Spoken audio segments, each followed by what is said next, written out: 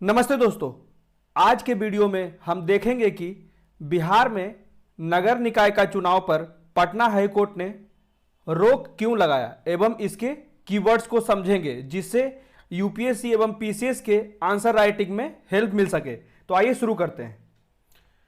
पहला जानेंगे कि क्यों टल गया चुनाव का तारीख। तो बिहार में नगर निकाय चुनाव पर पटना हाई कोर्ट ने रोक लगा दिया। पटना हाई कोर्ट ने ओबीसी आरक्षण के कारण रोक लगा दिया है, जिसको नए सिरे से नोटिफिकेशन जारी करने के लिए कहा गया। पटना हाई कोर्ट ने कहा कि ओबीसी के लिए आरक्षित सीटों को सामान्य में अधिसूचित कर नया नोटिफिकेशन जारी हो। पटना हाई कोर्ट ने अपने आदेश में यह कहा कि बिहार सरकार ने और निर्वाचन आयोग ने पिछड़ों को आरक्षण को लेकर सुप्रीम कोर्ट के गाइडलाइन का पालन नहीं किया। ठीक है, ऐसे में पटना हाई कोर्ट ने सबसे ज्यादा नाराजगी राज्य निर्वाचन आयोग पर ही जताया है। अब देखते हैं कि क्या क्या कारण है। तो बिहार में नगर निकाय चुनाव के क्या क्या कार्यक्रम थे रद्द होने से पहले। तो राज्य निर्वाचन चुनाव आयोग ने स्थानीय निकायों के पहले चरण का चुनाव 10 अक्टूबर को तिथि तय किया था। वहीं 12 अक्टूबर को मतगणना की तिथि तय की थी। वहीं दूसरे चरण का जो चुनाव था वो 20 अक्टूबर को था और उसकी मतगणना 22 अक्टूबर को तय की गई थी। ठीक है, पटना हाई कोर्ट का जो नया फैसला आया, ऐसा क्यों हुआ? तो दरअसल पटना हाई कोर्ट को आरक्षण से जुड़े मामले में सुप्रीम कोर्ट ने जल्द सुनवाई करने का आदेश दिया था।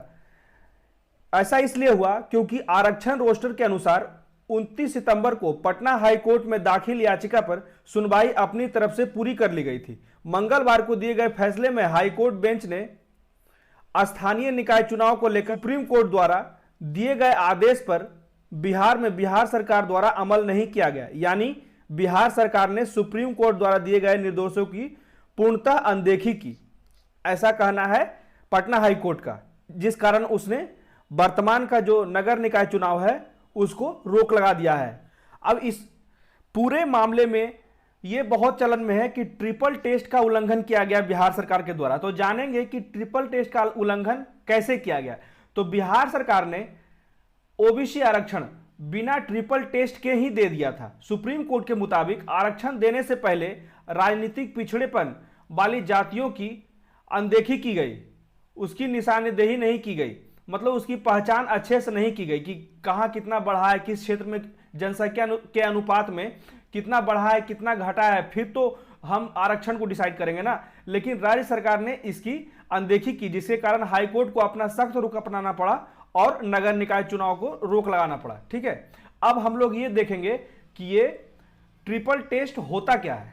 तो आरक्षण में ट्रिपल टेस्ट क्या होता है? तो इसमें जो श्रेणियां होती है जिसको आरक्षण दिया गया है वर्तमान समय में भारत में, वो है एससी, एसटी, फीमेल, ओबीसी में 2 हैं, बीसी और ईबीसी। ठीक है, अब ट्रिपल टेस्ट क्या होता है? तो ये फर्स्ट लेवल हो गया, आयोग का गठन करना अनिवार्य है। दूसरा, निर्णय जो होना चाहिए वो सुप्रीम कोर्ट के नियमावली के अनुसार होना चाहिए। और तीसरा जो है वो किसी भी स्वरूप में, किसी भी स्थिति में जो आरक्षण होगा वो 50% से अधिक नहीं होगा।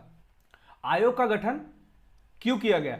तो आयोग का गठन किया जाता है, इस आयोग के द्वारा यह देखा जाता है कि संबंधित समुदाय, यानी कि जिस समुदाय के लिए ट्रिपल टेस्ट करना है वह समुदाय के लिए आरक्षण प्रतिशत में अधिक बदलाव या कम बदलाव किया जाए तो इस स्थिति में क्या असर पड़ेगा और उस समुदाय के लिए क्या आरक्षण की स्थिति देना उचित है या नहीं होगा, तथा इस आरक्षण से दूसरे समुदाय पर क्या प्रभाव पड़ता है। इसमें यह देखना है कि जो समुदाय आरक्षण उसके लिए बढ़ेगा या घटेगा, यह तो दूसरा मामला है, ये पॉजिटिव हो गया या नेगेटिव हो गया, बढ़ा या घटा, लेकिन उससे दूसरे पे क्या असर पड़ रहा है यह भी देखना आवश्यक है। और यहां निर्णय, ये आयोग जो गठन हुआ है उसका निर्णय किस रूप में है?